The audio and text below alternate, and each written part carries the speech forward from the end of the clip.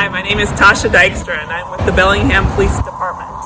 Today, in the Flashlight series Behind the Badge, we'll be talking with Carrie McNally with SPD, and today's subject is women in law enforcement.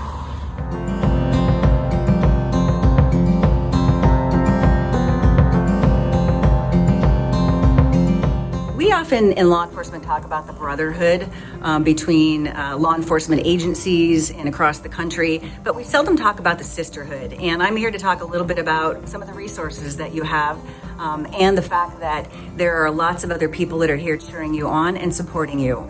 I have been in law enforcement for 30 years. I knew when I was 6 I was going to do this job. I've had the blessing in the last 5 years. I went to recruiting about 5 years ago, and one of the first things that happened when I was in recruiting is I was watching TV with my kids, and this little girl came across the screen, and she was holding a sign that said, "I want to be a police officer when I grow up." I immediately went to Facebook. I found her mom.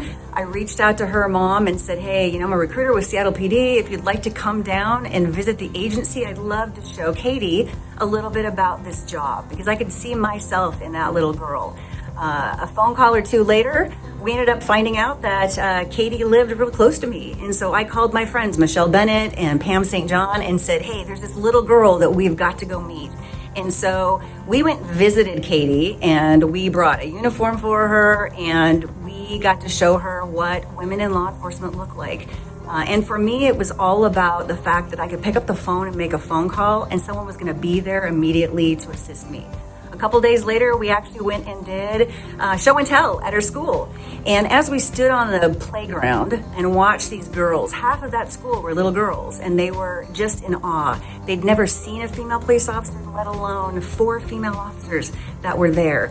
And that, to me, really symbolized what I've done for my entire career. As a recruiter, I was asked when I first went there how I was going to get more women. And for me, it was all about finding other agencies that were having some of the same struggles. And I also knew we hadn't always done a great job. We still have issues in law enforcement, like I still can't go find a uniform that fits me well. I've never had a vest fit the first time the right way. I can't find safety equipment in my size. There are still issues of pregnancy. We still call pregnancy disability. These are all things that we all need to be collectively working together on. So when I reached out to other agencies, we figured out the best way to do this was to elevate this job and come together and pull our resources and elevate women in this position and do better for ourselves. We created the Northwest Women in Law Enforcement group, and we held 3 recruiting job fairs that were specific to women.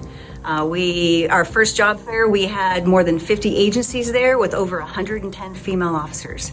And what I heard was, I didn't even know there were that many other women in this job. And so for us, it was also about developing more leadership opportunities, more training. So we offered emotional intelligence, leadership training through this organization. We have a Facebook page that's called Northwest Women in Law Enforcement, and we invite any female officer, no matter the size of your agency or where you work, to join that group. We talk about uplifting stories, we share resources for leadership development, encouragement, and we also share some of the issues that we all deal with, like being a mom, like balancing this job and working patrol and standing on a protest line, and also being the parent that is doing the stay-at-home teaching with your kids or teaching your kids online. It's a lot, and we know it's a lot, and we share that with you.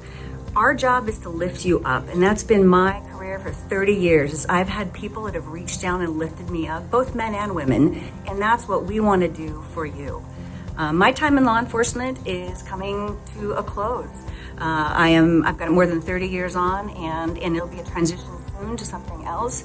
But what I expect and what I'm asking for you to do is to carry the torch for me. It's all about succession planning, and I've loved what I've done, but each of you are role models. Each of you are strong, amazing women, and we want to lift you up. If you are an agency that has 1 woman or you have just a few, I have 200. I'm pretty lucky in Seattle PD, but we have a lot of resources that perhaps you don't. If you reach out to me or any of the women that are part of this group, we're here to help you. None of us ever fight alone.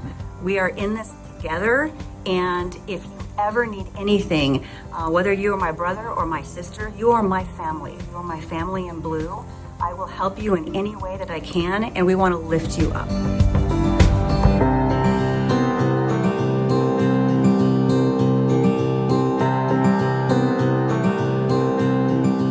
Hi everyone, Tracy here. Be sure to subscribe to our YouTube channel to see more videos on the Behind the Badge Foundation Law Enforcement Family Network Flashlight Series. You can also learn more about Behind the Badge Foundation on our website, Facebook, and Instagram pages at behindthebadgefoundation.org. Thank you for joining us and finding our together.